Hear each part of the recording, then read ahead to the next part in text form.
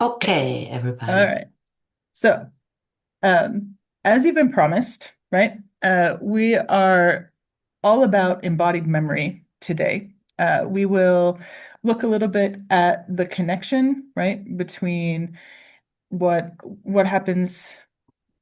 happens when we think about, when we activate, when we use our embodied memories, and how not only our personal and how we might integrate and metabolize, but also sort of that next step of how they might surface, either our own or those of our clients and those of our, for me, it's students, but I'll get to that. Um, and as I said, we're going to actually start with introductions. And this is mine. Take only memories, leave only footprints, memory and outdoor education. My name is Sage Borgmästars. I'm American, and I have lived in Europe for 20 years. I am a teacher by vocation, and I'm currently a PhD student in nature education. And 20 years ago, I was already taking students out and we were doing nature journaling and we were really, this idea of place-based education was important to me. And through the years, I've continued in different contexts being an outdoor educator. Um, I also almost have my master's degree in developmental psychology in a peace program, but I'm still working on that. So there is some overlap. But these memories of my own, as well as my continuing connections with my students, made me wonder about memory and about what lingers. And often in my world, in the education world, we're very interested in outcomes. We want to know that something has happened, and we're all about goals and objectives. And things that take a little bit longer to come to fruition are often forgotten. And that's my research interest. And it's also when Christiana and I were talking about kind of things that we had in common and what is interesting for you guys that are interested in outdoor and adventure therapy, this is what we came up with. The take only memories, leave only footprints. I also, it'll come up a little bit. I'm also very interested in literary arts and both giving and receiving, poetry and words when we're in nature. And that original quote was from journals that I made with my students in the Cascade Mountains of Washington State a long, long, long time ago. Anyway, so that's a bit about me. Obo Academy is in Vasa, Finland, as some of you already heard. Um, and now, to start, I'm really curious, and I look around our virtual room. Where are you coming from? What is your practice? What is your place? And what is your connection already to facilitating and holding spaces in the outdoors? And so, Christiane, I'm going to start and let you do a quick introduction, and then we'll go around. And I'll know that you want to speak because, again, those of you that can are going to put on your cameras, and I will also see the microphones go on, right? Thanks. So, Christiane? Okay, thank you. Um, I am Christiane. Yes. I'm one of the founder of the Adventure Therapy Institute, and so my job is more or less to organize all the things here on the in the office and to plan courses and so on, but also when courses are going on. And my background is social work, social pedagogic, and experiential education, and forest bath. Right. And so I was working for Outward Bound Germany also, and at the moment I'm very involved in aircraft companies for mental health consulting. So Nice. that's me. And Sage, I recognize you said you are American. You have, for me, it's better to speak a little bit more slowly because Huh. my English is okay, but when you are in your flow, then I have to concentrate myself very hard. Noted. Yes. Okay, for me, the next one is Pia. Hello, my name is Pia. I'm from Estonia, not far from Finland, actually. Mm. And I've been a biology teacher, and actually this outdoor education has been really important for me. This nature experience, and I from this year I started as a freelancer, and I would like to kind of concentrate more on this this wandering in the nature with people, both young people and adults. So I accidentally saw this opportunity. I took it. So I'm really excited. Oh, lovely. I was at a forest bath experience just outside of Tallinn in October. In October now. Yes. Okay. Thank you very much. Science education. And the next one for me is Christina. Christina? Or maybe Monto.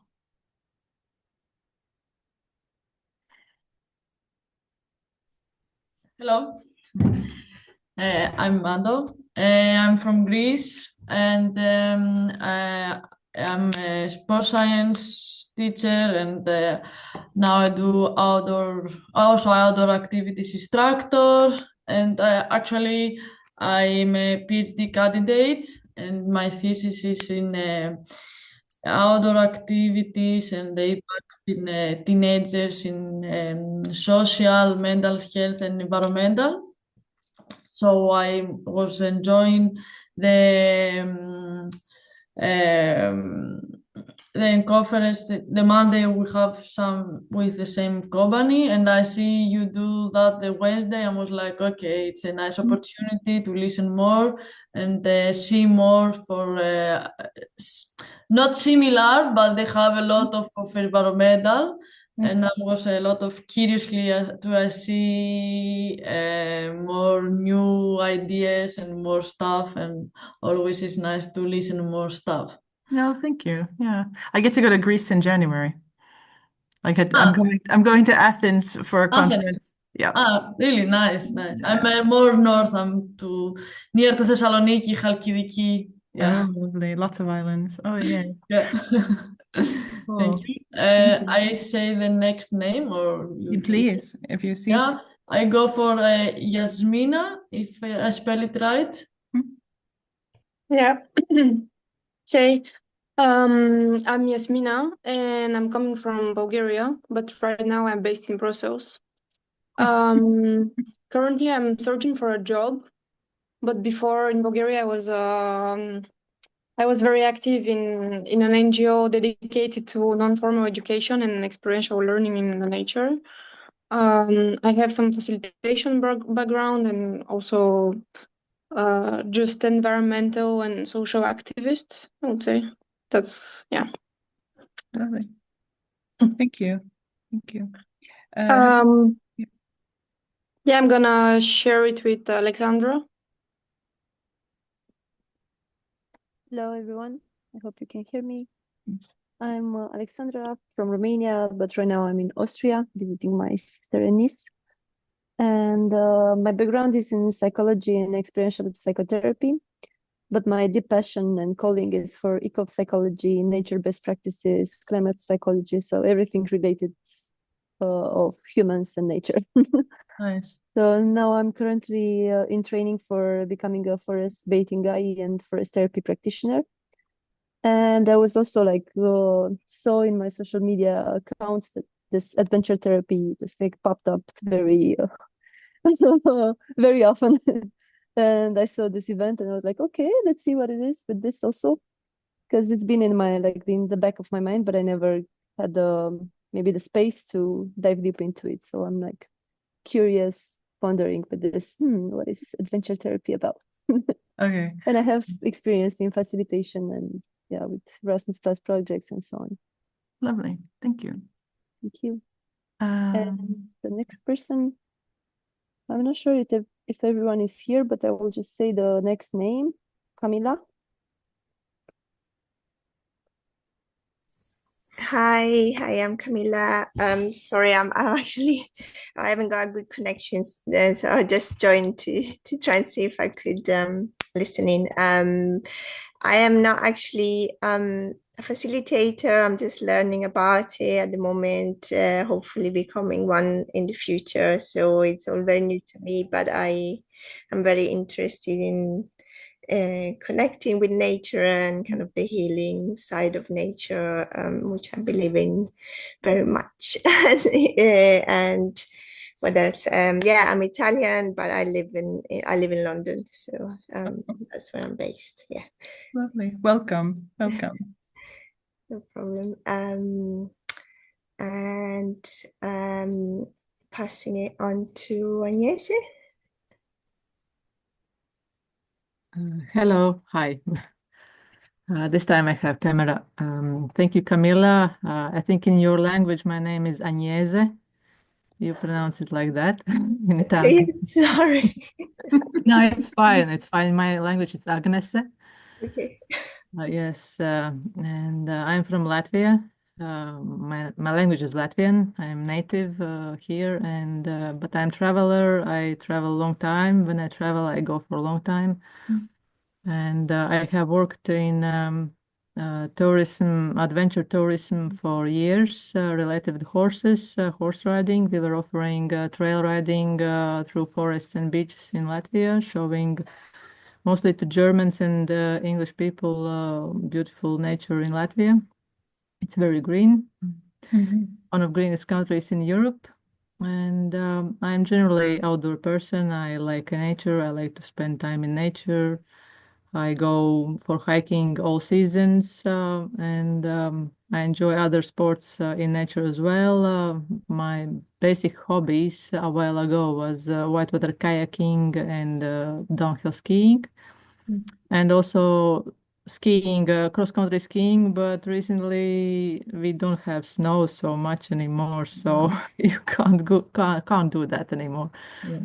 But yeah, there are lots of things. Surprisingly, Latvia is a very small country. There are only 2 million people. But there is biggest percentage of extreme sports lovers in Latvia, Did not know that. considering the amount of inhabitants, you know. Awesome. Yes. And you will be hosting the Nordic Summer University in July. The Nordic Summer University, for any of you that have academic aspirations, is an event I highly recommend. So it's something very based in academics, but has a little bit of an alternative flavor. And so it's a residential kind of an event, and it's going to be in Latvia. Oh, really? Yeah. Oh, awesome. Okay. Where is the information about it? I can set it in the chat. Great. Would be great.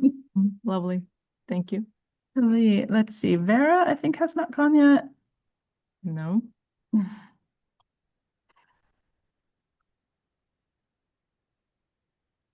I have bad luck. Oops. Yes, the text without link. No, yeah, it's just a text. But if you look that up, you will. It's okay. Just in Google. Yep. Elena, you with us? How about Victoria? Hello everyone, I'm Victoria. I'm from Belarus, but now I live in Europe and I work as a trainer, and I'm particularly interested in adventure and outdoor education, so that is why I'm here. Lovely. Thank you. And I attended the training course Adventure Europe, so that is how I know the information about this event. Welcome. Thank you. All right. Seem to be kind of getting down to what we will be. I hope so. As I said, so situating in the now, the next just moment or so, we have about 90 minutes or so left together. And one of the first things that I encourage you to do for our time together is to pay attention to the sensations in your own body, right? We are flesh and blood and bone. And often in our busy, busy lives, we don't just take a moment to breathe and just get out of our head and just breathe.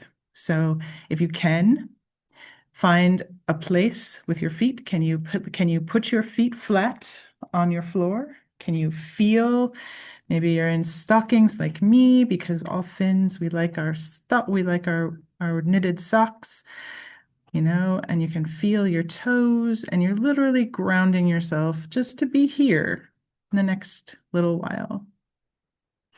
You breathe. I want you to notice, what is your spine doing?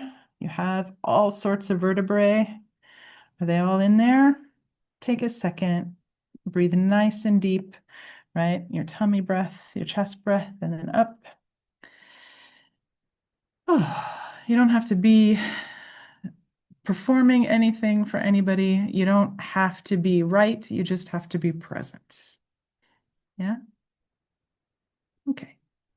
So we come from all over. I didn't get anybody off of Europe that I heard, but we're from all over this continent, and we are bringing with us all kinds of memories, all kinds of places, and all kinds of moments. The next thing that I'm going to do is the lecturiest part. I'll try to slow down, Christiana. So I have been studying these things, as I said, for a really long time. And I had to think, for a short workshop like this, what would be the most interesting, what would be the most useful? And so I decided to share with you, this slide are 4 things that are inspiring me right now and that have kind of together informed this workshop. The first one, Byung-Chul Han, is a very, very famous, I made myself disappear, that's awesome, is a very famous philosopher. And I started my PhD studies reading one of his works called The Scent of Time. And his entire outlook is about presence and about what happens in the absence of an embodied memory. He argues that when we are completely on screens all the time, that the senses that make us whole can't engage. He reminds us of the importance of landscape by really talking about this timelessness that happens when we're always in the now, and that we don't have space between our events anymore. Me and lots of other people find him very inspirational. So that's my first inspiration for this piece. The second one I'm going to talk about, very academic again, is Donna Haraway. And Donna Haraway reminds me of embodied memory because of her use of SF. SF is science fiction. It's also speculative fabulation, big words. She's a feminist who argues a lot of things. She's been working for many, many years. And I'm especially informed by her use of fiction writers. And Ursula K. Le Guin was one of her favorites. And this idea that we all, when we tell a story, when we read a story, that we carry with us a bag, right? Our carrier bag of fiction. And for me, when I sat with these thoughts and I was doing other things with them, I realized that, oh yeah, that's about our capacity. That story and in our bodies, these are the things that we are literally bringing with us forward. She also has a relationship with Han in that she's interested in, and for those of us that are working with climate anxiety and collapse and a lot of the not so nice things that are happening, Donna Haraway is one who reminds us, she says, to stay with the trouble. And what that means is to see what's really there, even when it might not be so nice. And I think in a workshop with, especially those of you that work in therapy situations, we know people are carrying wonderful memories, but then there are also sometimes out in nature things that were scary or things that made them anxious or things that are not so nice also come up. And so I offer you Donna Haraway as somebody who has been informing my thinking about kind of having the courage in my own self and then in the spaces I hold for other people to sit with the things that might be troubling. Yeah. Is anybody familiar? Just a hands. Do you guys know the work of Donna Haraway already? Any of you? Some of you? Yeah. So that's what I'm taking with her tonight. She's worth much more time. In the next one I'm going to talk about is I wasn't sure who my audience would be, and so the three that are Han and Haraway and Berienga, they are I already had them before I agreed to do the workshop, and then I looked up and I was like, okay, well, wait a minute, what is the normal take on on embodied memory? And so Francesco Ianni, he's writing about it from the neuroscience and the psychology point of view. And I added him to this mix because he has an entry on an encyclopedia of memory processes. And for those of you that are coming from that kind of way, it's much more kind of conventional. He talks about embodied memory as part of the cognitive turn that psychologists in general have been taking. And you may be aware that for a long time, learning was seen as something abstract. It could be separated from the real world. And he is a part of more recent scholarship that is talking about, no, actually, when we remember, we reactivate sensations. Our body is basically a medium through which we can re-see, we can re-experience moments if a moment was important enough and it got coded, it was probably coded with a sensation, or is often coded with a sensation. And for those of us that are teachers, that also works the other way. If we can help our students, and you can see I'm a big hand talker, if we can help our students so that when we want them to learn something, that we give them a movement, if we give them a process that will help them, it'll make the recall possibility stronger, right? So he's my third kind of inspiration and my gift to you tonight for theory. And then the last one, I wrote Olive Beringer, and I know that the advertisements have talked about Sondra Fraleigh and maybe Abigail Rose Clark. Some of you might be familiar with body-mind centering, which is a whole nother practice. And Olive comes from that. And I just need to give her all the credit for everything. I have been with Olive now a total of 7 days doing her ecosomatic practices. She's trained in body-mind centering, and I've included her website on my bibliography.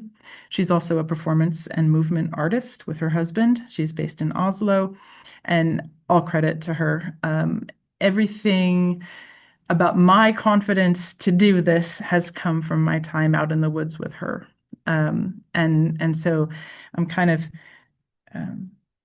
diffracting, right? I take my school stuff and my scouting stuff and my time outside, and she gave me a whole new world of how to think about the information we get if we simply listen to our bodies. And I know it sounds kind of woo, but I thought it was nice when you put all of these 4 things together and how they interact, and depending on where we are, where we might find something that is useful to us.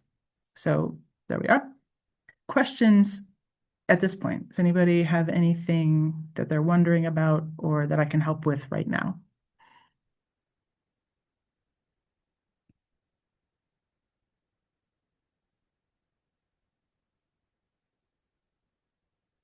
For those of you that have a forest therapy background, then this next exercise is going to feel pretty familiar. I'm also a person with just a baby steps into forest therapy.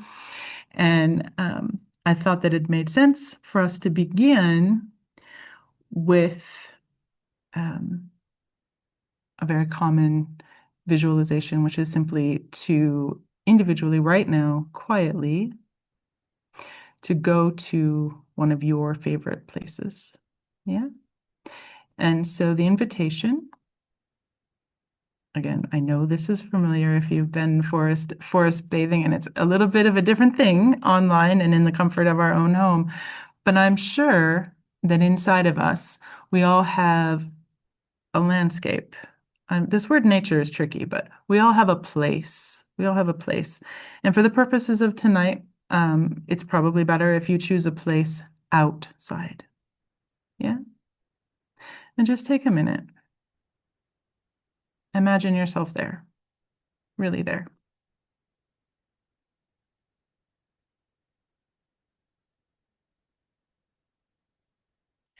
I want you, once you're there, in kind of a big sense, I want you to come in smaller. So, first you were kind of on a map and you decided where you were going to go. Now you're there. You have a favorite spot. Maybe you're sitting on a log.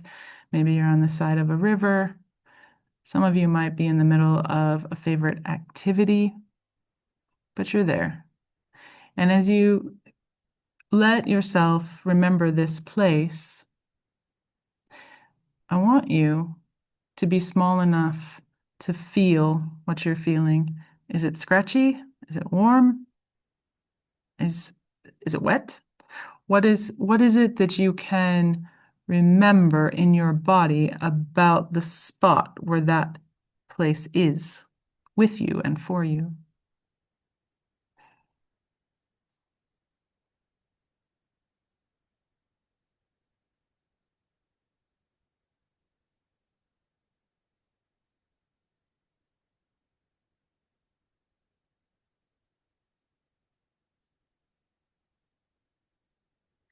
So many different places of the same. You're touching. You can feel, maybe you have support. Maybe you're freestanding. As I said, some of you might be active. I want you to think about what you can smell.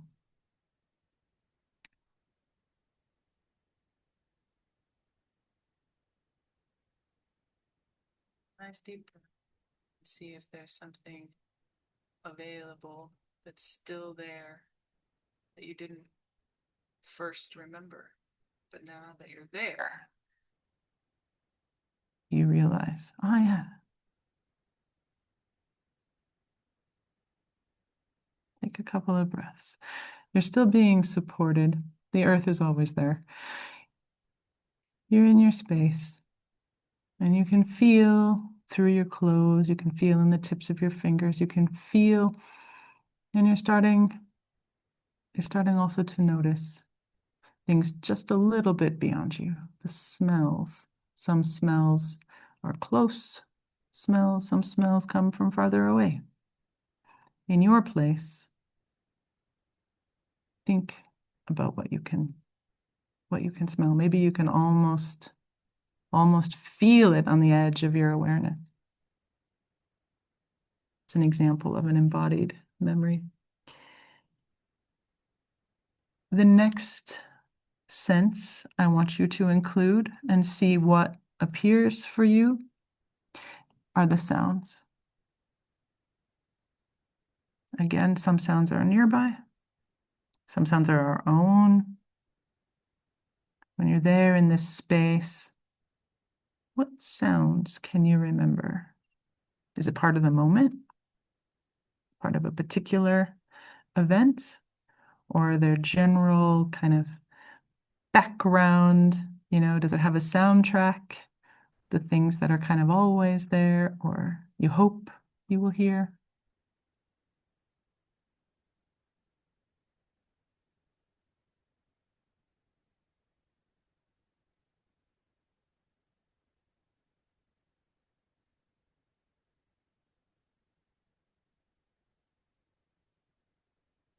The last thing often in forest bathing that you do is to open your eyes, because the sight it's very arresting, right? It's very intense, everything that you can see. And our memories maybe work the same way. I want you to think now in that spot, you know, with those sensations, the touch, the smells, the sounds. Take a second and let yourself see inside your mind what you saw or what you would see in that place.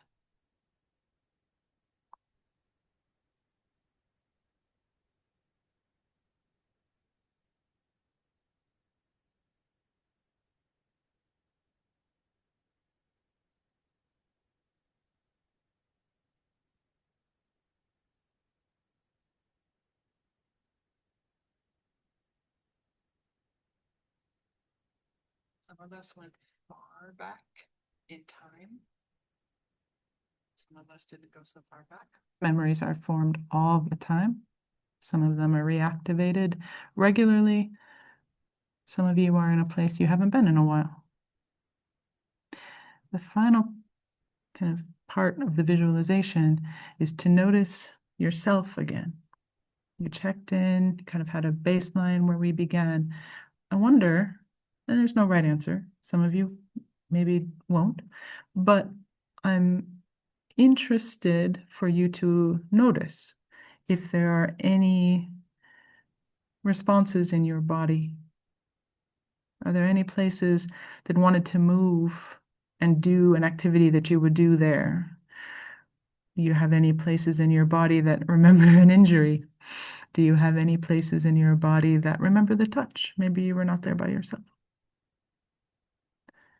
So just take a minute. Some of you might be journaling. Some of you just take inventory for yourself. What, if anything, came up for you somatically in your body?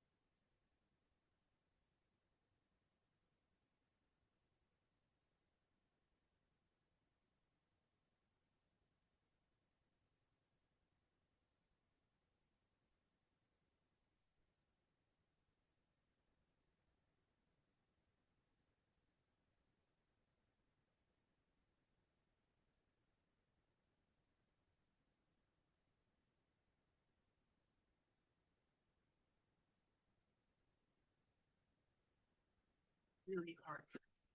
Wait time across the screens is even more difficult.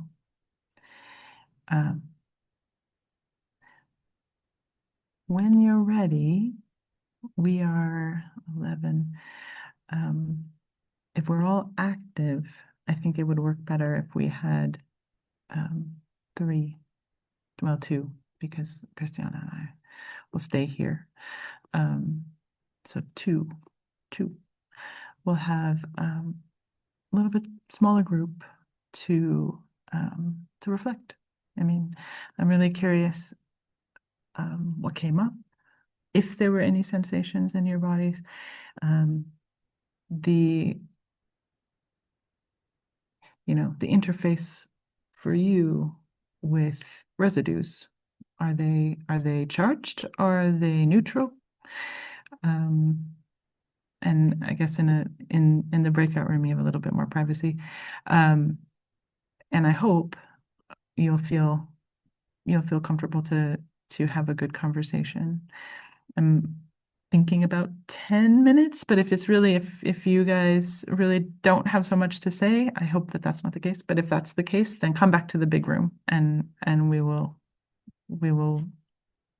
make a different direction. But about 10 minutes for a small group reflection. Does that sound all right? Does that sound okay? All right. So, Christiana, if we could get. Yeah, I created 2 breakout session rooms, and you will be spread it automatically.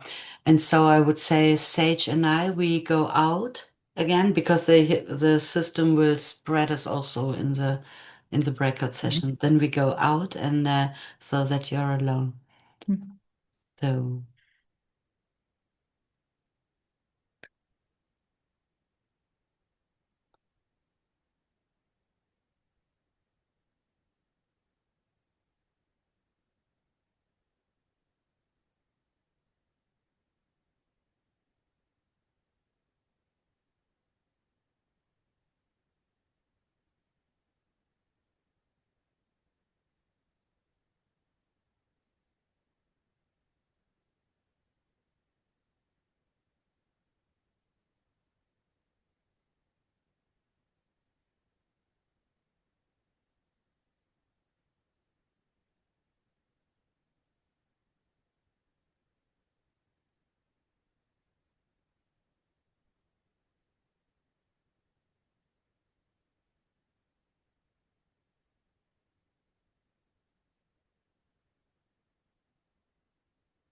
Is that okay?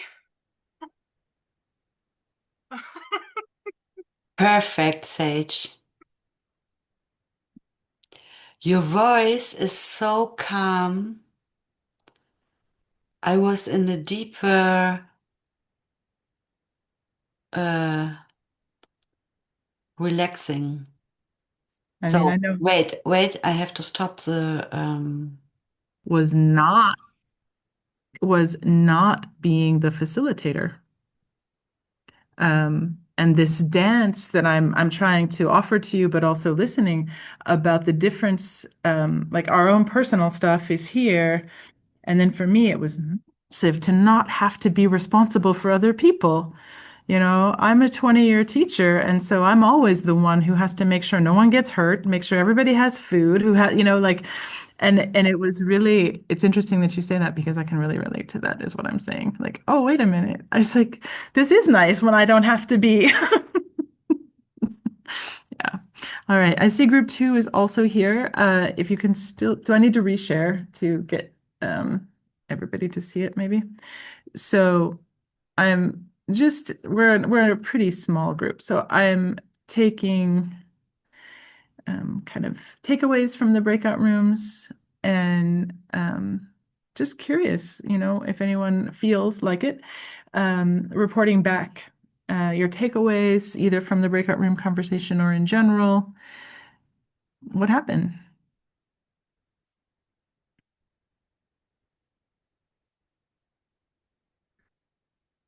Anyone else have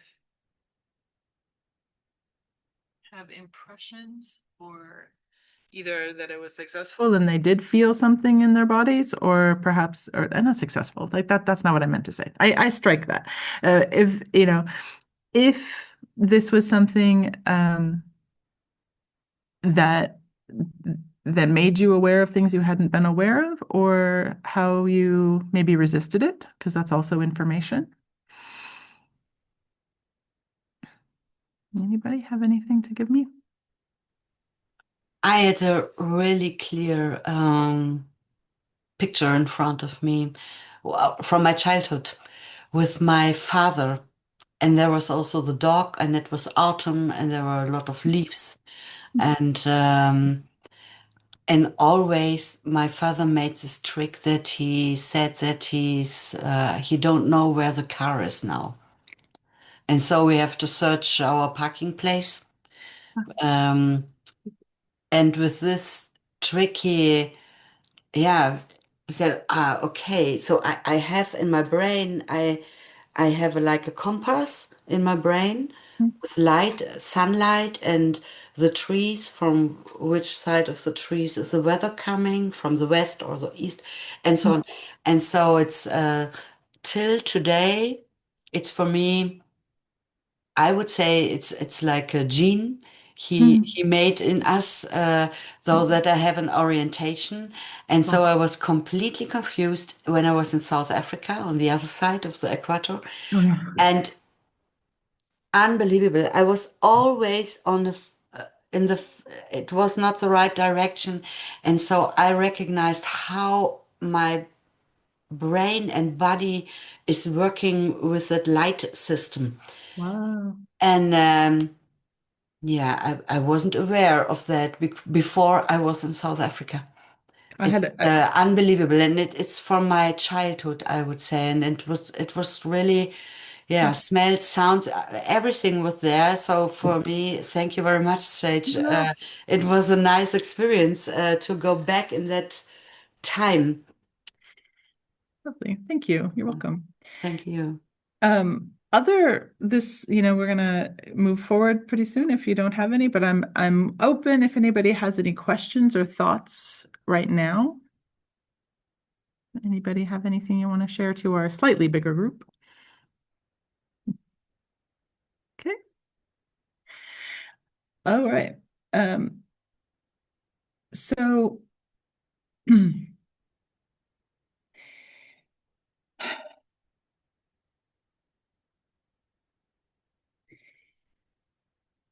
we're going to add a couple elements of the ecosomatic part, right? And so when you decided this sounded interesting, I hope you were paying attention that it said echoes of nature, and I'm really leaning into that. And so this next exercise, it's in your body, and I want to play with what we are. My last session with Olive, we were very much talking about permeability. We were talking about membranes, and the focus was on ourselves, our bodies, at the very earliest stages of development. And when you go far enough back, you actually made the places that you would develop into. We spent a whole weekend on that, so this is rather fast, but trust me when I say it's interesting to imagine ourselves less bound. Less bound. Does everybody know what I mean by that? We have words like membranes and we have words.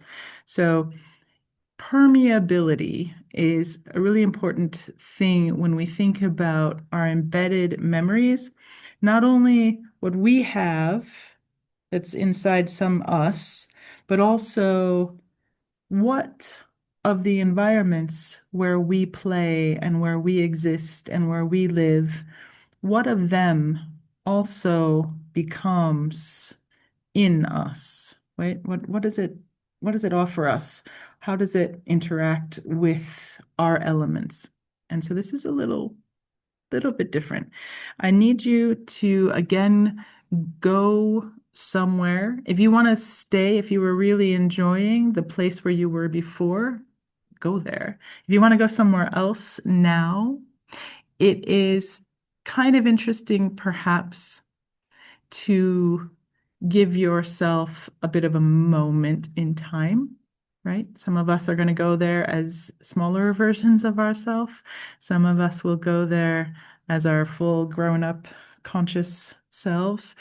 But think for a second, and you're going back to a favorite landscape. And before I didn't say that it needed to be safe, but now I want you to feel like this place is home. This is a place where you feel welcome and you feel that it is somewhere you belong. Yeah?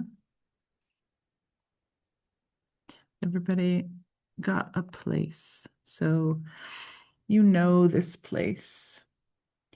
You've already, some of you, you kind of opened up to that sort of experiencing of reactivating memories. And again, noticing what that brings up for you, finding in your here and now, the echoes of where you stood or leaned back or sat. Like, think about the position of your body. And I want you to please put yourself, settle in a little bit. Maybe you need to cross your legs, or maybe you need to slide off your chair and go off camera for a second and either sit cross-legged or lie down. But you're going to go ahead and make yourself feel something of this moment and of this place that you are going back to. Sage is going to take a breath. Remember to speak clearly and slowly. I'm imagining all of you finding your places. You are in a landscape that matters to you, and I want to invite you to imagine that you matter to the landscape. The next step of this visualization is to let yourself be more porous. Those of us that study biology, we know that things go in and out of membranes. Our skin is always making exchanges, right? There's always molecules coming in, molecules being shed. We are not strict barriers. We are always in negotiation. For the sake of this moment, I want you to imagine yourself even more open, where you stop and something else begins is a little bit blurry. For the sake of this moment, make it as blurry as you can. Let yourself open or melt, whatever process makes sense to you. What if you were not so solid? You're not really solid anyway. But imagine you could be even more aware of those elements. What if you were just water and minerals? You're in this landscape. How does the landscape welcome you in this formless, wider, more open version? I'm going to be quiet for a few minutes as I move to the next stage, which is labeled on the PowerPoint as formless noticing. I don't know what you will find here. I want you to go exploring. Your membranes are open. You are breathing in with the water cycle, the stone cycle. You are growing and composting, and the bits that make you up normally are all open. How does the landscape welcome you? What do you notice? Just sit with that quietly for a couple minutes.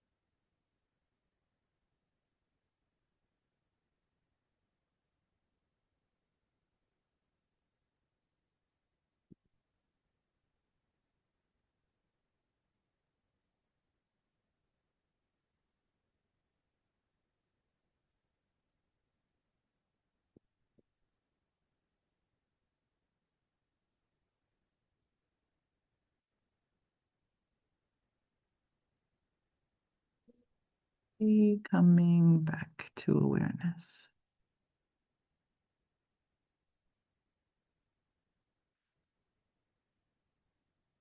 Still there.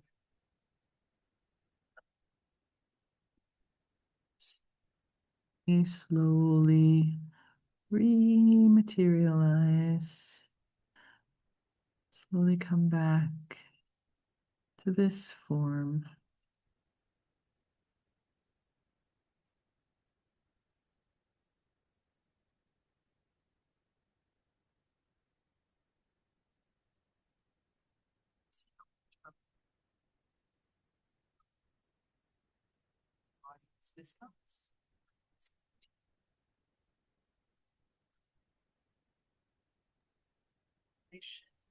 Oh, Sage, we cannot hear you. Oh, hello. Or just I need to talk You louder. sometimes your microphone is switching. Now it's okay. Yeah. So I was saying that your molecules are coming back slowly, gently. Some practitioners like to imagine it by body systems. So for example, to begin with your beating heart, to imagine all of those things that you spread out in your place, in your environment, to center that you have a pulse, to imagine gathering all of your atoms, all of your little bits, all of your elements coming back. They are rushing through. Again, this is a practice that can take a long time, but use your knowledge of yourself and your anatomy and build yourself back together. So perhaps after you have a heart, you might protect yourself with the skeleton, right?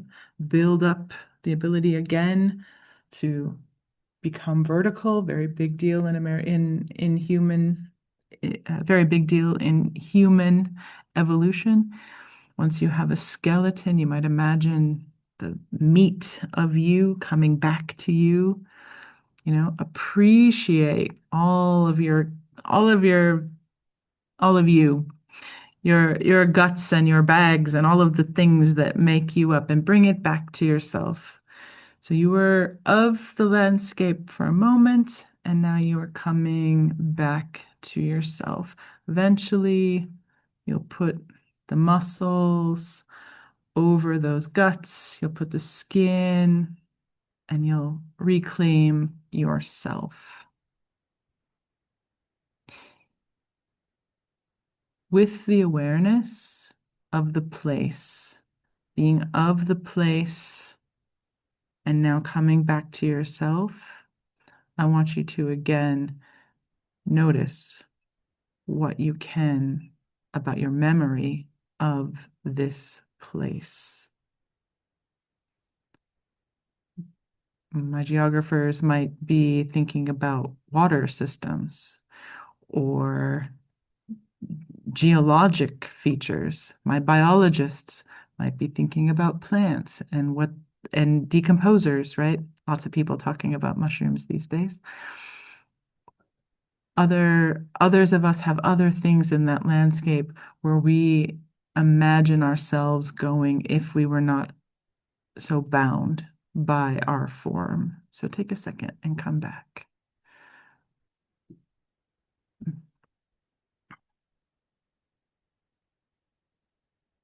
I do not imagine this is going to be a breakout, and instead, if you are a person who is journaling or taking notes like that, I imagine this as a written reflection, and I invite you, right? Always, as Olive reminds us, it's an invitation, it's not an obligation, but I invite you to possibly make a couple of notes. Maybe on paper, a little bit of a representation of what happened, or maybe if there's something that came up that wasn't easy, Something where you noticed a little bit of hesitation or a little bit of resistance. Where, when you were dismantling yourself, did you feel the desire to hold on? Right? Because sometimes those are places where we can find where we're a little bit uneasy, where we're a little bit less comfortable. Yeah. So, again, Sage struggles to be quiet. I always have. I will try. And just a couple minutes to jot down some notes. Like I said, I'm not going to necessarily put us away for this part, but I would like you to kind of take internal inventory. Yeah.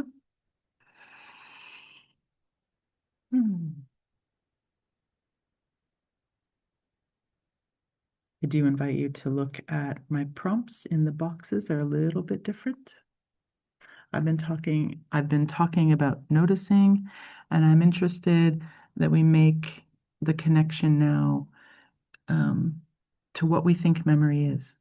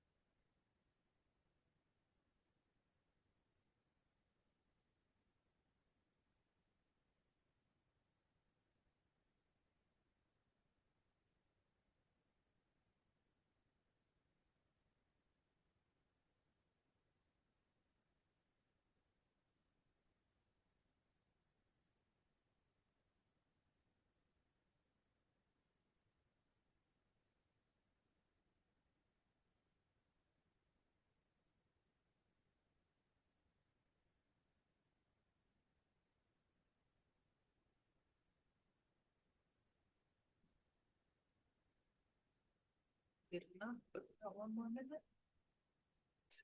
Okay. If he needs more time.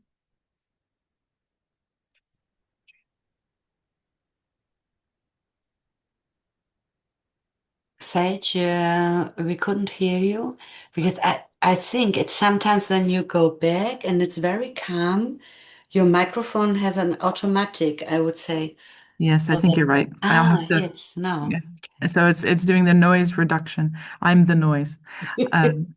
So I'm sorry about that. Is it okay with about 1 more minute, everybody? And if you need more time, put your hand up, but otherwise about 1 more minute and we'll go to the next stage.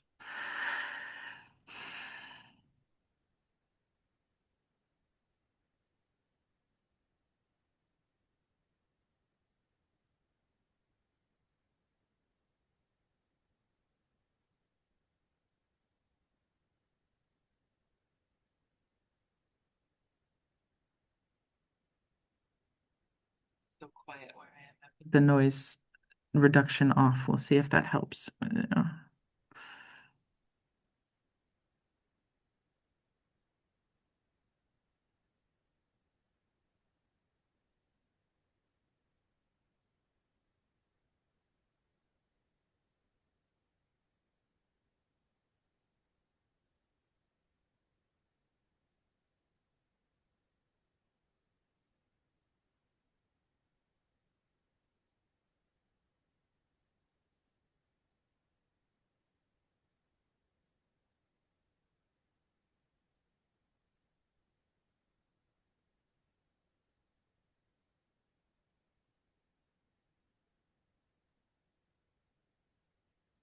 trainings that we did in Oslo.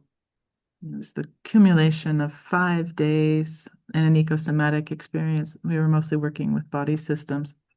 And the last thing, and if you ever have a chance to see Resisting Extinction with Body Cartography Project, let me 100% recommend. We went through an eco-disaster scenario together, and the visualization was one of death. And we took about an hour, and the ecosomatic part was to literally imagine our bodies dying and decaying and becoming a part of the environment. And obviously what we just did here is not that, but I just want to again make the connection explicit. I heard several of you talking about there's this toughness that is underneath a lot of us that are interested in getting out and using nature as therapy. There is this bleakness, right? And this darkness shouldn't, I think, this is my personal professional opinion, it shouldn't be avoided. And one of the things that, so this is my own interpretation of different practices that I've been seeing and experiencing. And so I understand it can be a little uncomfortable.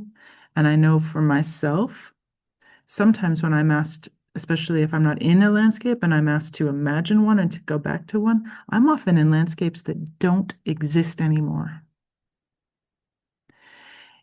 And I just wanted to be explicit about understanding this potential.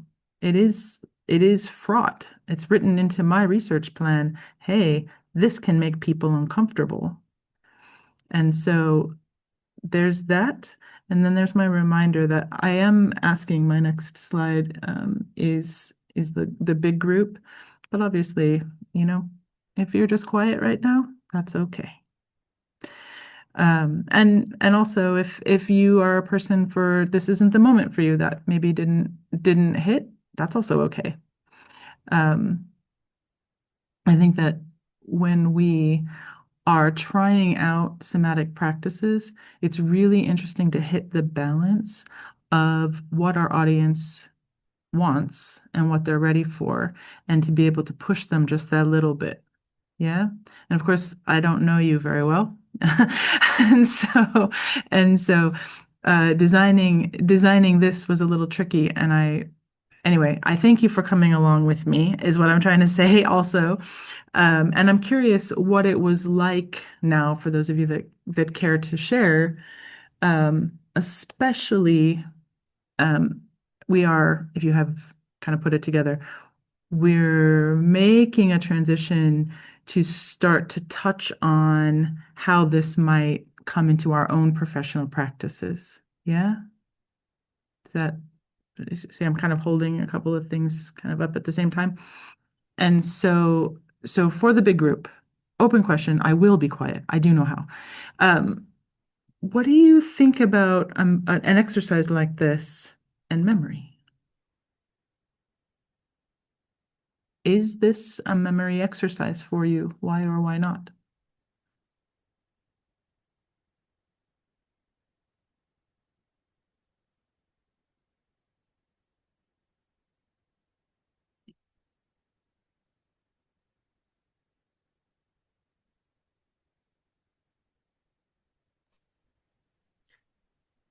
So, can I say something? For sure, I think it's exercise memory. But I see something because in Greece we start now to grow up in outdoor activities, and first time I came to be connect with that to do together today. It was one practice in a forest in Norway with the kids. And I find that first we go, we touch, we walk like without without socks or with socks in a forest, and we have a close the eyes and we touch stuff, and after an hour when we play another games and stuff, they take us, the teacher, to go back to our minds, and we're thinking about what we do before. So for me, I find that more easy, or more a little bit connected from today to it was nice to go out of my room, of my living room or whatever, to go in my place, in my rock, whatever. But I find it a little bit I struggle to stay there. Oh, yeah. I can't remember now. Maybe it was Camilla. So some of us are coming with some meditation or breath work, right? I mean, these practices are, of course, some of us have got different kind of, I like this word, affordances. We have different skills and familiarities. So, yeah, micro and macro visualization, it's not for everyone, and I get that. Other ideas about memory? No other ideas about memory? Yeah. I mean, for me, it didn't feel like a memory. It felt more like a visualization. And it felt very much about connection and being connected to to other elements, and and that's how it felt for me. But nice. Oh, no, and it's not wrong. I mean, that's perfectly valid. It's also within ecosomatics, right? This idea of being connected that's the eco part of it, like to feel home. So not so much memory, but connection. I like that, actually. And especially if we can make a connection into something that we have this, if we have access to it, and if we have it available to us through a visualization, I'm all for that. But I loved it. It was great. Oh. It's really good. I loved it. Thanks. Other ideas? Anybody else? I'm as much asking as I don't feel like an expert here. This is curiosity for me as well. Well, I would say there is something about memory, because I remember how I was sitting in the river with my friend and enjoying the cool bath in the hot climate. But of course, in the reality back there, I wasn't dismantling myself. No, but you were. You were not dismantling it. You were not consciously. Yeah, fair enough. Absolutely true. You left some molecules there, but maybe not so many. Not so many. Yeah, and we drank water. Yeah. Drink water. Yeah, I can connect the drinking water with the experience there, but now I had to visualize myself like all my molecules running down the water, because the molecules themselves, they couldn't stay there in the beach. Interesting. Well, and some of us are not so good at like breaking down into so small, this is another part of my question to you, and also kind of what I maybe hoped that may happen for some of us. This idea of integration and metabolizing. And for those of you that do therapy, you have more than I do about this. I'm kind of an academic at this point rather than a practitioner, where my practice is more with like education. But I'm interested, and people that I'm reading talk about metabolizing kind of compared to just processing, so that when we metabolize something, how it becomes a part of us, as opposed to just kind of trying to get rid of something. It's different, right? And sometimes people find that visualizations like this can help them realize, like, oh, wait a minute, literally somewhere, there's something. And when you asked me to let go of that, I wasn't ready.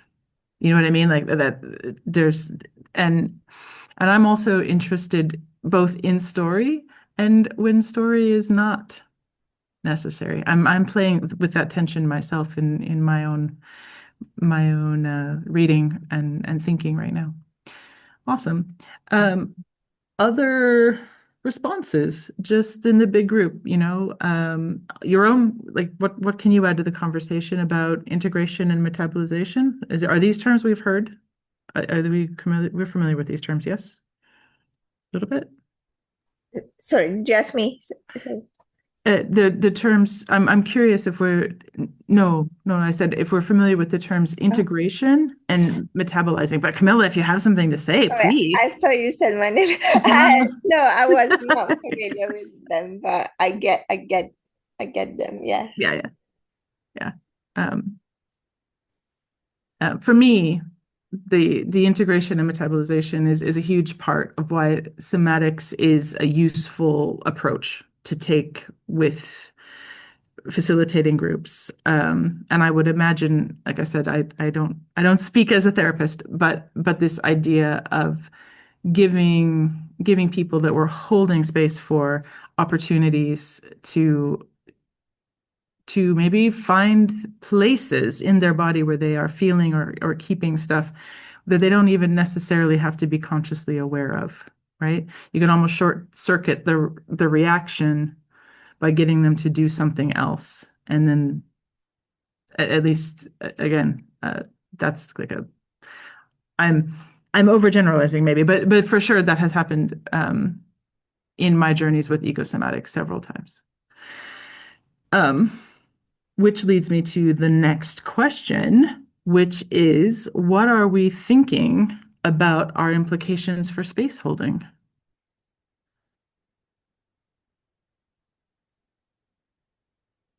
We are coming from different kind of, some of us are not quite facilitating yet. Others of us have been in the field with different groups for a long time. Not just this last exercise, but in general, embodied memory. I'm kind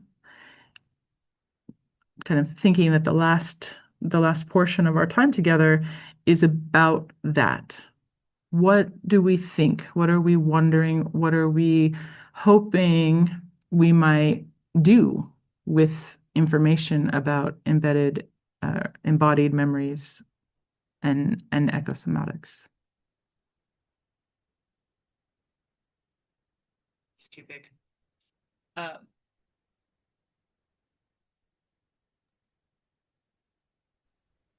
When I remember to the second exercise, I had another completely other landscape, but in the same age.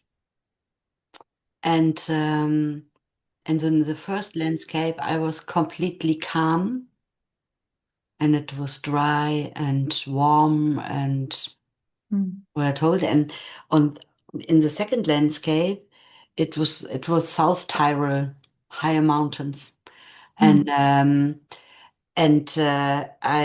felt that it was more extreme, and also my body reaction was more extreme. So that I thought, okay, the emotions of happiness and also tiring, fear, both was extreme. Yeah. So it was not so, yeah, okay, nice, calm down. It was more also agitated, I would say. And that was very interesting. I never thought before. So for me, it's completely clear.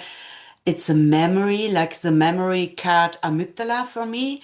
But amygdala is only without everything. It's without an emotion, it's without whatever. It's only a picture or I don't know, a weather. So what can I say? So, but it's more. I felt it in my body, and so there was a somatic response, of course. Not high. It's not a fantasy thing now. So I was not so deep, but I would say I'm also in my facilitation in the landscape, in the first landscape, I'm more comfortable. Oh, right. Yeah, Yeah. because I'm more calm Hmm. than in the other landscape. Do any of you have that where you have kind of your home landscape and things are The first is my home landscape. yeah. Do others have a reaction like that where they realize, oh, wait a minute, I feel calmer, I feel more confident, and then they maybe are a different facilitator when they find themselves in charge of people in other places? Hmm. Yeah. I The can first time that I think about that, so yeah, but I mean, as an import, right? I've had high school students, and I've been, responsible for them traveling to places I hadn't been before. And that was really that's interesting that you say that because I can still feel the stress of catching trains with 20 kids in London was very stressful. It's very stressful. Not to mention just being in landscapes where Costa Rica is actually quite calm. There's not so many poisonous things in Costa Rica, but I realized I didn't know what I needed. I didn't know what I didn't know, and there I was, the grown up for these kids. We had other facilitators, locals who were helping us, but just in general, I was the only grown up with them that they knew. And we were, yeah, it is very. I hadn't thought of that, but that's really interesting. Okay. If you guys are quiet, you guys are quiet. That's okay. I wouldn't accept it in real life, by the way. I'm a middle school teacher, and I'm very I promise I would be, but we're on screen, so it's okay. I'm also a little bit kind of between if I'm gonna not have enough or how the time is gonna go, but we'll just go it as it is, and if we're done a little early, we're done a little early. This slide corresponds with my original inspiration. And so the spaces are inspired by those inspirations. So Power of Landscapes, that's coming back to Han. And it's interesting, Christiana, how we both just kind of realized that, the power of the landscapes.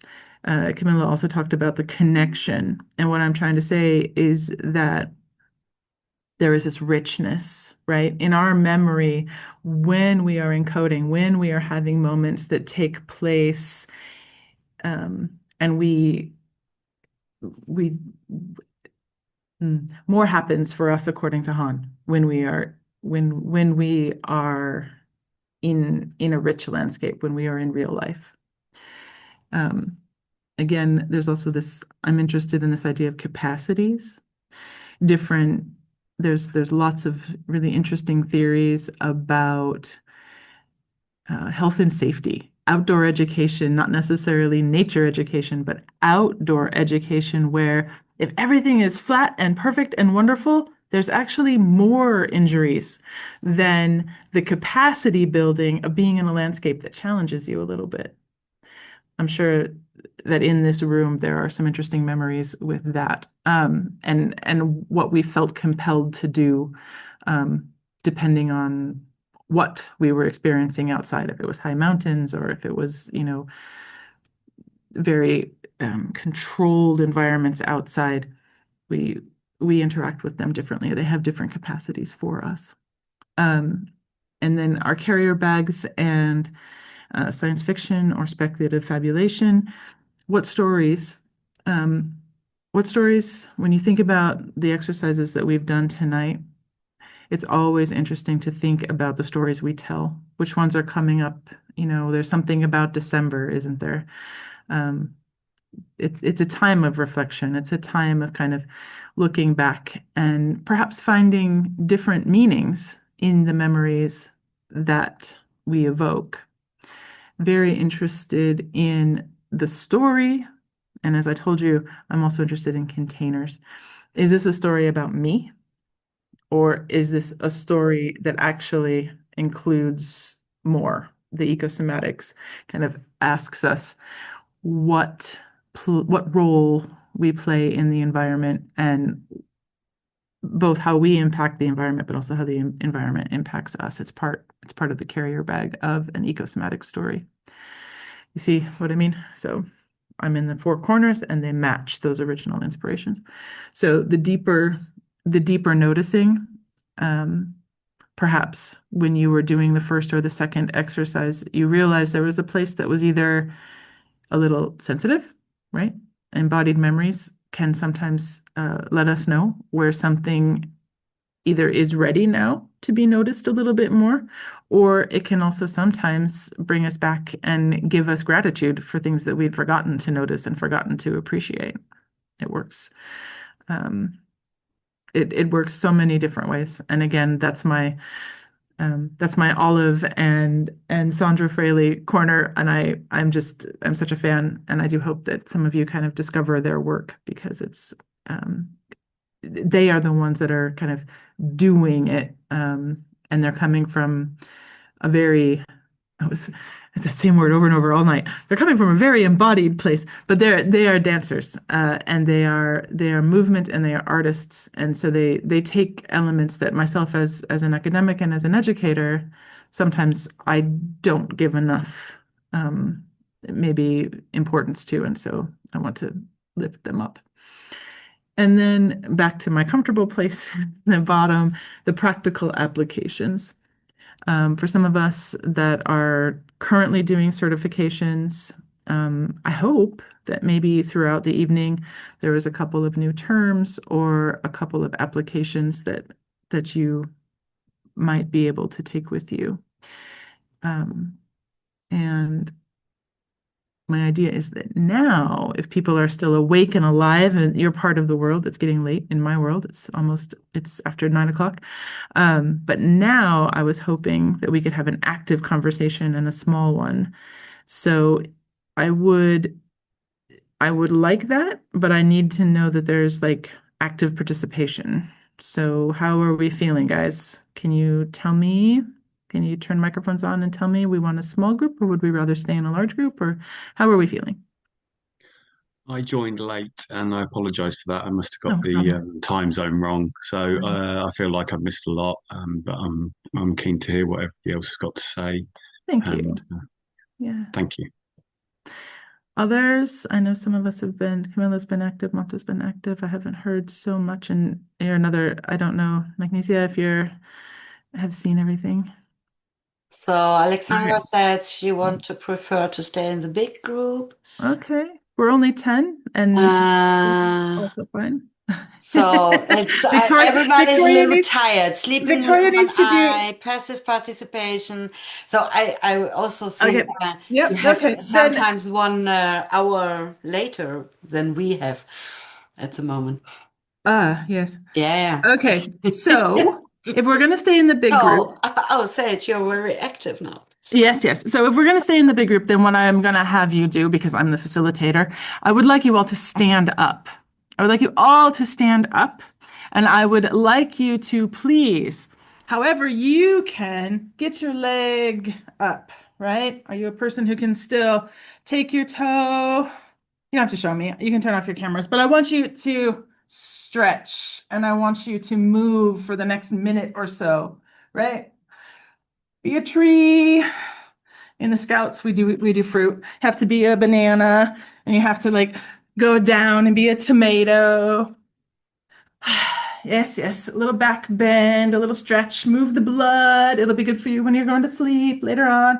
Stretch. Okay, yeah. You can hop a couple times. Actually, bouncing is super great. But excellent. Everybody's got a little bit more oxygen to their brains. You're outdoor educators or outdoor people, so hopefully that is not. Yes, we forgot at the time. That is not an unusual thing. I worked at a school where we had a campaign, and I loved it. I was a little suspicious at first. We had 75-minute class periods, and I was like, what is this? We're high school students. We don't need that. Oh my goodness. I do it with everybody now. Absolutely everybody. And it makes a difference. Okay, so we're back.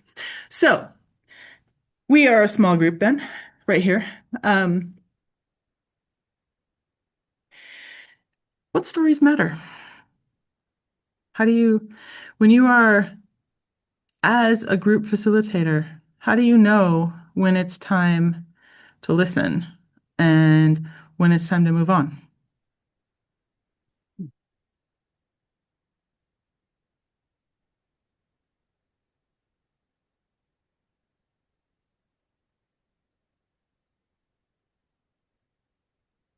You guys are so shy. Makes me crazy. Can you please repeat the question? Yeah, I said if you look at the slide I'm sharing, I think I'm sharing. Yes. This are my prompts, right? And so I asked how you know that a story matters, how you know when in a moment that a story should really be honored, and how do you decide when it's time to move on?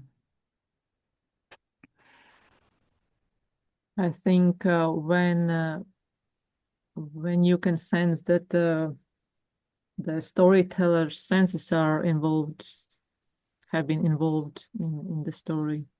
Can you tell me If you more? can reflect on senses he had or is having, what sensation, feelings, experience, something to take out of the experience or the story.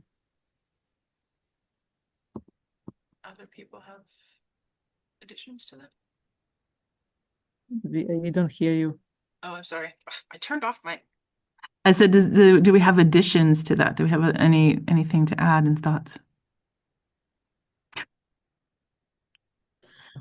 I would like to encourage all stories to come forward, but try not to, let anybody dominate too much. And if there's something really authentic and meaningful for the person and for the wider group, then that's something to be encouraged and to let flow, Yeah.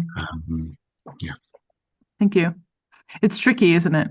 That piece of wanting to honor everyone.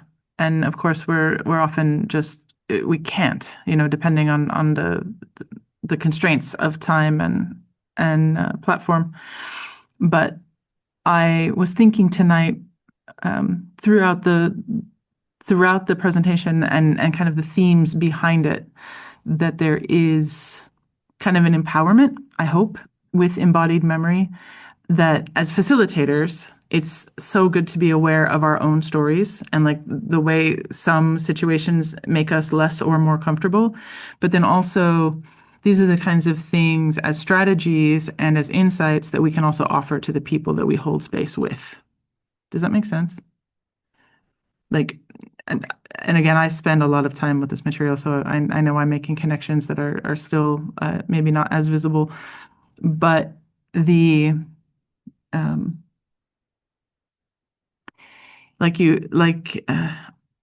don't know what to call you, magnesia, that when we see with the people we are with that something is happening for them, how to kind of prioritize that and how to give space for authentic moments of integration and metabolism when it's coming up, I think is really, it's so important.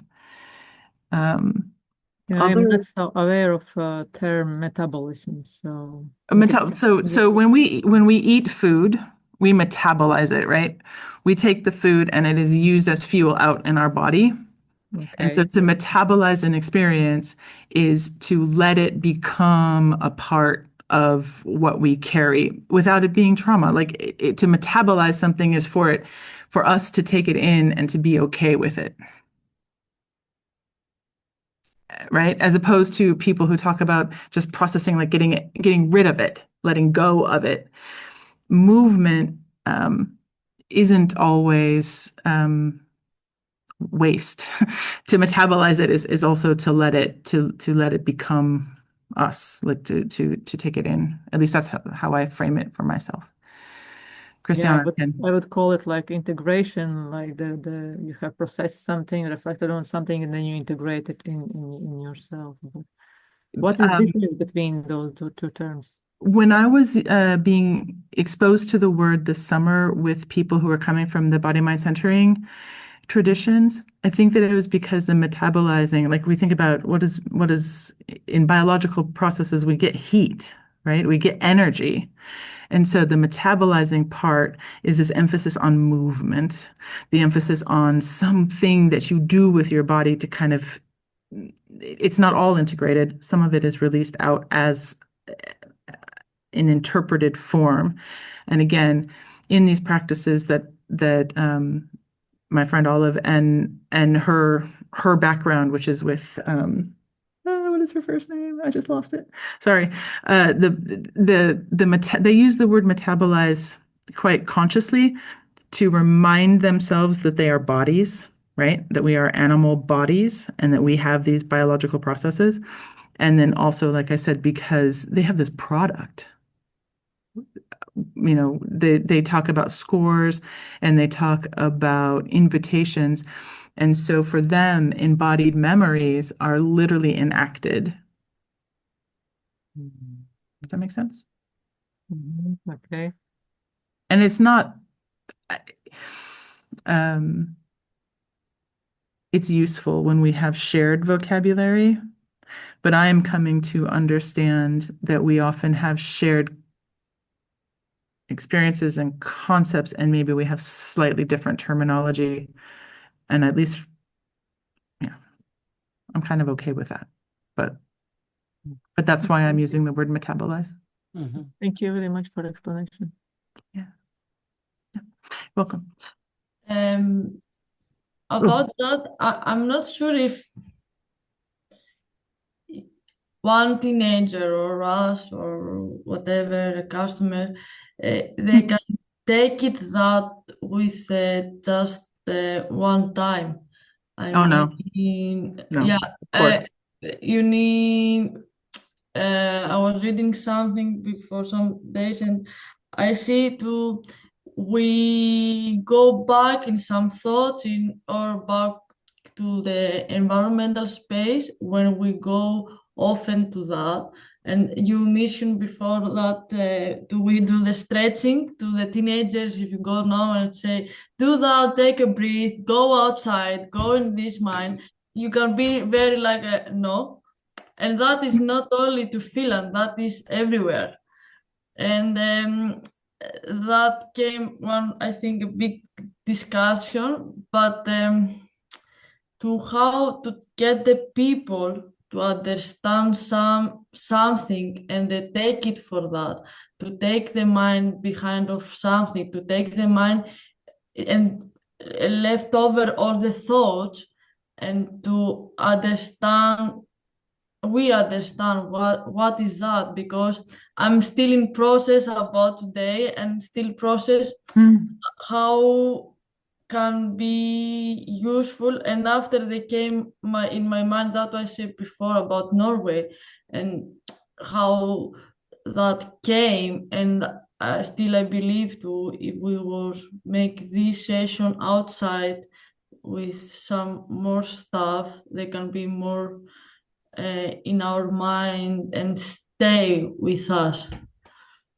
I don't know if you understand my point. But I mean, I think you're right. I think that there's a lot of, I mean, my preference also would be in real life. And in terms of maybe resistance is what I heard at the beginning. This is interesting. And I think we have to read the room, you know. I find that being ridiculously enthusiastic actually usually works more times than not. And in kids from literally all over the world, I've taught in 3 different countries, and kids from all sorts of different backgrounds. There is something contagious about conviction and about enthusiasm. And I know, yes, they will make fun and they will whine and not want to do. I get it. Yes, they will do that. But in my experience, if I'm willing to kind of take the risk and I'm the one who looks stupid first, usually I can get my kids to come along pretty far, you know. But it's important. You're right. You have to read the room. You have to like kind of understand, and you have to have plan B. right? Like, oh, well, that didn't go the way I thought. So, and then sometimes you even have to have plan C and plan D. Like you're absolutely correct. And as you develop your own confidence, you'll find it easier to kind of know what your facilitation looks like and feels like. But that's just true. Christiana, you had also something. No, yeah, I was looking on the clock. Yes, So I for was that, too. I want to give you a sign. Yes, because I also have noticed no that. sign. Yes. Let's see. I told you, like it can go all the ways. So the final slides. So we have a link, and I can even just post it in a second when I stop talking. Those are my bibliographies, and then on your screen right now, the QR code will bring you to the Google Slides. Right, so I should have showed that first. I apologize. That was bad sequencing. My goodness. But you have the QR code. And then some of you would be interested in a certificate. And if you are interested in a certificate, I would be very, very, very grateful if you could fill out the reflection form, which is also kind of a sneaky survey, because as I said, I am a PhD student and I'm really interested in listening to the point of view of facilitators and the kinds of interactions and the kinds of thoughts that they have about what they're doing with kids, not kids, what they're doing with their people that they're holding spaces with.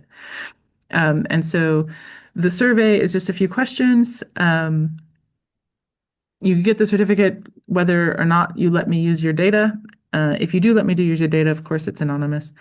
And for those of you that think that these are interesting topics and might be willing to do an interview or to talk with me further, I would be very, very interested in contact information. And there's a little spot for it on my survey.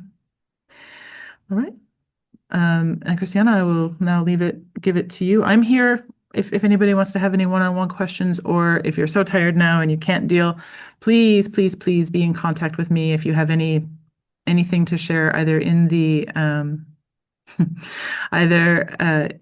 in the form or just send me an email. I'd be happy to hear from you guys. So thank you for joining me tonight. Thank you, Sage. So thank you. It was really interesting. And when you know the story behind our online lecture now, so you would laugh, because we don't know us really. We had a call, and it was so interesting that I made the offer, oh, Sage, you can make an online lecture with a theme because it's so interesting. And she said, yes, of course I can do. And then we made this date and we're in contact. So Sage, I'm very, very thankful, because yeah, it's when you do it not all the time. So it's also for me the online lectures are for people who are normally in the situation that people show their face and are there and are engaged and so on. And since Corona, I have really so the idea that from 50 people, 10 are active and 40 are sleeping, or I don't know what. And then it's it's really tricky, because when you have this PowerPoint as a lecture, you cannot see the pictures and all that stuff really, and so you have no feeling. You're speaking to a wall. It's So it's really great, Sage. It was very engaged, and the exercises, I like it really. So thank you for that. And I would I would say if you want to speak with Sage a little bit or with me, so we can split, so I can make a breakout session where I am in the next 10 minutes or something like that, because I know some of you were on Monday also in the workshop, I think. And if you have a question or something at me, Adventure Therapy Institute, it's another part of the theme of Sage, of course. So we can split the groups or the people who want to know something. Yep. So, and for that, I would say I go in the other room so that you are here alone like that, and I will make one. So I only make one, and then As before she makes here, for those of you that it's easier, there is my link. yeah. That's the link to the Google Slides, and I'll just yeah, leave those. perfect. Thank you very much. And again, then the link to the form is in there, and so yeah. I do hope I'll get a couple. I'm so curious. You know, it's always interesting when people have had a little bit more time to kind of think things out, and what we write versus, you know, what we write after the fact is a little different than in the moment. So I do hope. I know it's annoying, and I know it takes time, but I would really, really appreciate if anybody has a moment to give me a little bit of information of how this all relates to you. I'd really appreciate it. So yeah. Yeah. So I go in the other room. Bye. We'll be in contact. Thank you very much. Thank you. Thank you for coming and for being an active participant. Right, but I could. I don't have experience with facilitating much. I'm just an outdoor person, and I want to combine my practice, which I'm practicing by myself as participant.